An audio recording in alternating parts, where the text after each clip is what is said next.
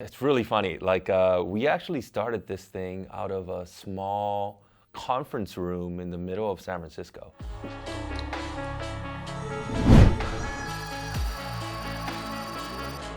My name is Arnold Her. I'm the COO and co-president of GenG. GenG is Generation Gaming, so the idea was, we really wanted to pay homage to really the generations that came across esports, especially when we have such strong roots in Korea.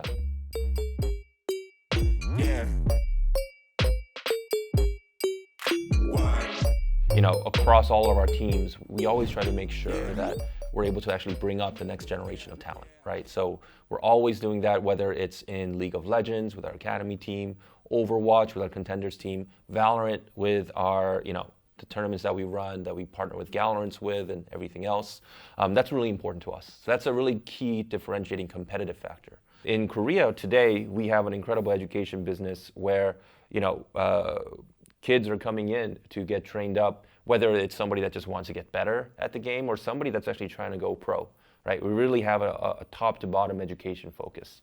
In the US, we have the Gen.G Foundation, where we actually award scholarships to try to make esports and gaming more diverse, right? And so I think both of those things and our commitment to education, along with our university partnerships, I think that's a really important piece that fits in really well with the esports that we're in, how we're focused on talent development, and what we want to stand for across the industry.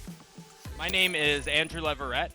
My in-game name is Blank, and I am the general manager here at GenG. I am Matthew MC Elmore, and I am currently the head coach of Gen.G Valorant. My name is Nikki Barker. I own and run the Galorant server, which is a 10,000 all-female server, where we run and host tournaments in collaboration with Riot Games. And then I'm also the talent development ambassador here at GenG. I was never known as a mechanically talented player in CS.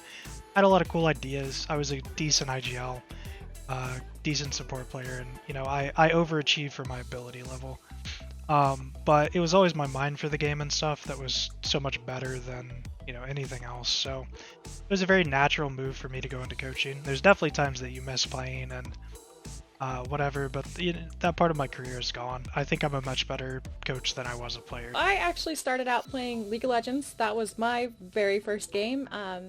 As I said before, it's like a toxic ex that I just keep going back to because I love the game. I've played it religiously for years now, and when Valorant came out, I was like, oh my god, let's try it out. I'm a big Riot Games fan. Why not, right?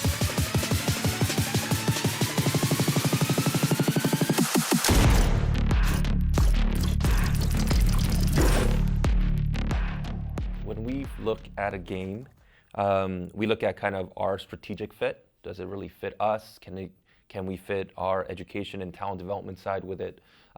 Is it make sense for the region that we want to develop, as well as is the player base there, as well as who's the publisher, what kind of publisher support will they build, and what kind of ecosystem will they build? And I think Valorant was one that was really obvious. I mean, I think it's exciting because of the whole Riot aspect. I'm a huge League of Legends fan. I love watching, when Worlds comes around. I like, different teams that I won't name because they aren't Gen.G. I don't watch a lot of Gen.G's League team. But I love League. I've always loved League. I played it a little bit, but again, not very good. I enjoy it. They have some of the best casters, production, everything in the world. And it's genuinely impressive. Valorant in itself is very new, and that gives you a lot of wiggle room to figure out what you want to do here. Because it's so new, it gives you the opportunity to create a scene that wouldn't necessarily be able to be created within like an older game, let's say like League of Legends, right? It's damn near impossible to do it there. But Valorant as itself is so new, and there's so many girls willing to compete and that want to, that it helps you drive that force and allows you to create what you want to create here. And that's the beauty of it. It's new, there's wiggle room, and you've got competitive players. Now it's just creating the space for them. We liked the fact that Riot was so supportive of building the right ecosystem, that it wasn't just featured on the top 0.1% of players and pros. They actually cared about how do we actually increase the number of women in the game, right? How do we actually hold tier 2 tournaments so that people that are just getting their feet wet and starting their competitive careers can actually have something to do and actually build a sustainable ecosystem, right? That's really important. We could tell that there was a real team and competitive focus around the game that got us really excited. And then strategically, we thought that this was the best game for us to really center in around in North America as one of the pillars of our strategy of expansion in North America. The wall play, they drop it, but he can't get to it in time. The shots come through, and the breach ult turns him into a toaster, and it's only Crashies left alive. He roasted them inside of B, and that is the game. GG, Gen.G pick up the win, and they are your T1 NSG Valorant Invitational champions. I have met exactly none of them. I was going to say, I think I've run into Kusta, but I don't think I have, actually. I'm Michael DeLuca, also known as Mikel. I play solo for Gen.G, and I come from Quebec. I've been signed to Gen.G for about a year now, and it's been very awesome to meet everyone in the staff. My name is Danny Nguyen. I am 26 years old. I live in Montreal, Quebec, Canada. So I'm Anthony Dumont-Lavoie. I signed with Gen.G at the end of I think during the pandemic. Valorant came out and we signed with them. Probably one of the first teams with TSM. My name is Kenneth Kustas-Win. Play for Gen.G Valorant. I'm from New York. I was born in New York, and that is all. My name is Sean O'Reilly, and I go by Sean12590. I've just been grinding Valorant ever since it came out, and it looks like the hard work paid off to end up here, so. Hi, I'm Carly. In game, I also go by Carly. I play Valorant for Gen.G. I live in Illinois. Hi everyone, my name is Hannah. In game, I also go by Hannah. I play Valorant for Gen.G. I live in Los Angeles. Gen.G look to hang on and find double digits. They have Hunter Fury. 5v5 on the retake. The paranoia goes through all 5 members. Sabrosa cuts down 2 inside garage. Wardell to find another, and this could be it. As Kusta hops up, Sabrosa finds a 3K on the round. Make it for the Hunter's Fury as the cherry on top. And TSM closes out 2-0 fashion. Yeah, that was going to be so tough in that retake with Hunter's Fury available. I mean, I think it's difficult. You know, what do you consider us? Do you, like, I don't consider us a top 3 team. I don't consider us a top 5 team. Even with the Masters performance, we showed what we could do. But I think we've been on the edge of the tier 1 scene. We've been gatekeepers. Even when I've been here, we've been gatekeepers. That, you know, the Cloud9 loss was, when we lost to them, I think that's the worst match we've lost since I've been here, in terms of a ranking on a team or whatever. And Cloud9 is by no means a bad team. So it's like we're still beating everybody we should be beating. Some of those are closer than they should be at times. But I think we're a borderline tier 1 team, if not a tier 1 team. We're definitely like, you know, top 8, top 10-ish. I think the goal and what Gen.G wants is you have to push for top 3. I think that's going to be incredibly difficult, solely because the game is so young. You don't know what players are good. 6 months from now, a year from now, you saw when Overwatch happened. You know, a lot of those guys in the early game are nowhere to be found. So the type of players that we're looking for to build the team that we make are new girls who are interested in competing, but have competed at a top level prior, but aren't sure how to really get their feet wet. So we're looking for driven players that want to compete and have the drive to compete and improve within themselves and within a team setting. I view our place in this is, of course, we need to build winning teams, but we want to do it the right way, right? We want to build it piece by piece. We know the scene is changing all the time, and so we needed to make sure that we were continuously building the right team, that we're giving them the right opportunities. Whether we make every choice and it's correct or not, like, who knows?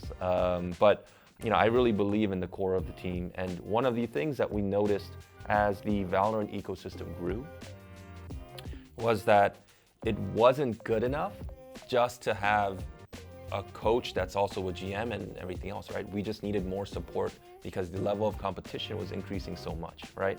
And so for us, we wanted to make the move where we bring in somebody that could full-time focus in on being a coach, right?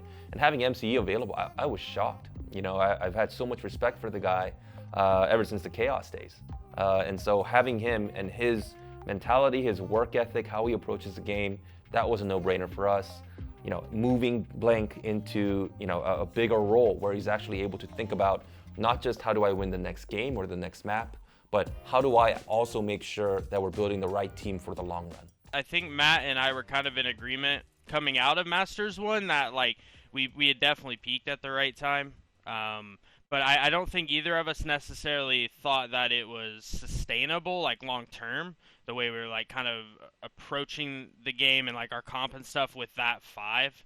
And then kind of going into Masters 2, it just pretty much there was such little downtime between Masters 1 and Masters 2. So after having such a good result in Master 1, we were let's keep grinding through this, keep everything the same.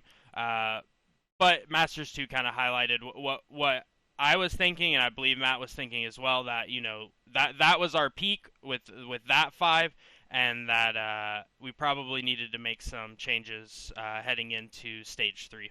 We didn't hit our peak, we didn't get close to it, and our inconsistencies really started to shine. And about that time, I decided, we needed a change, and unfortunately, the first course of action was with Danny, and so we had to bench Danny.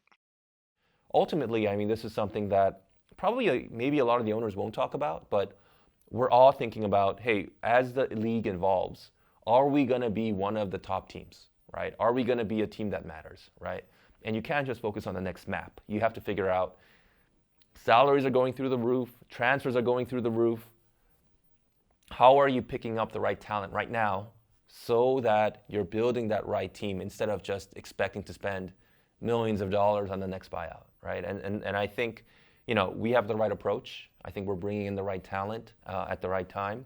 And we've been very lucky to have had incredible players, whether they're on the team now or whether they're off the team. I've been really excited by the quality of the people that we've brought on. If you've been following Gen.G Valorant, then we jumped into the scene by picking up a full French-Canadian squad. We had Effie's Player 1, Win, GMD, and Michael. We don't have all those guys anymore, but they've all been pretty instrumental to where we've been. We won 4 or 5 tournaments early in the start. The guys, 2 days after we picked them up, they went out and won the biggest tournament to date in beta.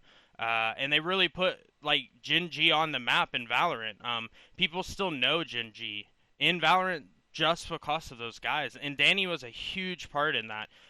Danny moved from, I think when we first picked him up, he was playing Sage, and then he went to Sova, and then ultimately landed on Jet, where he really thrived. But just because Danny is not with the team anymore doesn't mean that he wasn't super, super important in building our foundation and kind of getting Gen.G Valorant off the ground.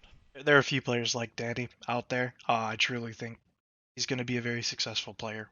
I wish him the best of luck, and I told him, the problem was not Danny in its entirety to change him. The kid, it was one of the hardest moves I've made in my lifetime, in terms of player cuts or whatever, because Danny's just a genuinely great human. He works hard. He's super nice. He never rages at anybody. He tries to keep mood up. And you saw when he comes through, man, he is a phenomenal player. But when he's missing, it definitely affects us. Obviously, he's going to be successful. I have no doubt in my mind he'll be successful with another team once he gets to it. And I will legitimately be terrified to play against him when he's on Jet. Because like Matt said, when Danny's hot and he's hitting his shots, he's a scary man. A huge part of Gen.G is making sure that our players focus on their own personal goals within their own lives and not just competitively. We really want to make sure that they're getting the resources to succeed in not just school, but in competitive play and wherever else they end up. I think we're focusing on a culture fit over necessarily a star player or someone who can just come in and frag, but it is maybe a little quieter. But we're really trying to look at players who have the right personality and not just someone who's a mechanical ranked demon. I love the mechanical demons. We do. Don't get me wrong. I think more than anything, we need somebody that's a actual leader, more of just a alpha type personality in general that people can look up to in times. And obviously, wish list is you have a guy that is a IGL style player who's also a Sentinel. I think finding somebody that fits in is super important because it's going to help the team in the long run, much more than just finding one of the guys off the top 5 ranks. I have a lot of faith that we're going to build the right team. Of course, you can never 100% predict competitive results, but I know we're a good team, right? And I know we have the potential to be great. So I'm really excited to see us build the team in the right way. We're going to have the Valorant guys over there, and this will be for activation, and then this will be for coaches. So we got Andrew, Matt, Nikki. We need to get the monitor stands up from behind there. We got about 3 weeks to get all the computers set up, to get all the monitors set up, turn on power, make sure everything's working, doing stress tests with the network, and get all the conference rooms set up. Because I mean, even starting next week, we're gonna have staff coming into the office and using this place full time. So this place is about to get hopping, and we're already, I'd say close to 50%, and by the time people start coming in, we'll be at that 85% cusp rate here within the US staff and with players and with content creators. So now that everyone's getting vaccinated, everyone's starting to come back to the office, and this is about to be a busting spot, so it should be a lot of fun.